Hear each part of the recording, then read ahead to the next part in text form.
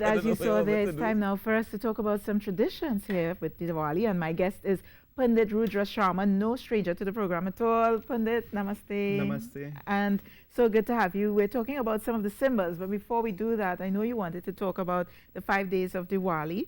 But to start the program today, we had young Shivan Ramratan. I don't know if he was up looking, but he did a video for his school on the 5 days of Diwali. Very nice. Yeah, and we ran that video. So Shivan, if you're looking, or if your mom's looking, you can go back on the Facebook page and look at the beginning of the show. We did run your video. Thank you so much for submitting it. So I am going to spare you. You don't have to talk about Wonderful. the 5 days. I want to talk about the symbols of Diwali. Very nice. So traditionally, when you go to a Hindu home, Yes. you know, the Pandit comes and we perform puja, or what we call prayers.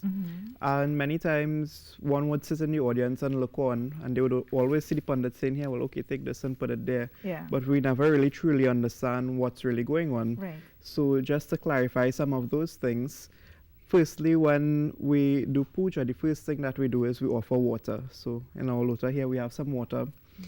And you know, everything that we do in puja has a practical and a spiritual meaning as well. So long ago, when a guest comes to your home, we usually offer them some water to wash their hands, some water to wash their feet, and some water to drink. One may ask, you know, why water to wash their feet?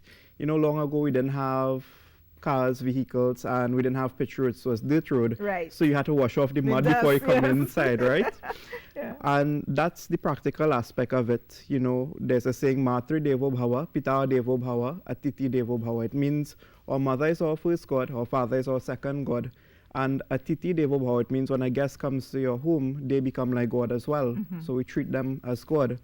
But spiritually, when we offer this water onto the Murti or to Bhagwan, the mantra basically says, Bhagwan, whatsoever sins that I may have committed in this lifetime, may you remove them. Yeah. We all commit sins, whether it's knowingly or unknowingly, you know. So You wash commit them sin, away. the Pandit commits sin, everyone. The mosquito bite, you do so. Yeah. You took a life as well, right? Right, yes. So you say, Bhagwan, forgive us for whatever sins we may have committed. Okay. Yes. And this item here looks like turmeric. It is. Okay. So this is turmeric or hardi. So most people, they would see it at puja and be like, oh, look, the yellow powder or the red powder, right? So Shobha will tell us about the red powder, Right. But this is, Let's show it to the camera now. this is hardi or turmeric. And practically, you know, now they have chai tea, turmeric chai tea latte and all of these things now, right? But scientifically, the turmeric is really good for you. Long ago, they would apply it to wounds for it to heal quickly. You would drink something called hardi tea. My Aji used to make us drink that every morning Your Aji? religiously, yeah. So Aji means it's my paternal grandmother, Okay. my dad's mom, right? Yeah. And basically when we offer hardi onto God, God doesn't need any of these things.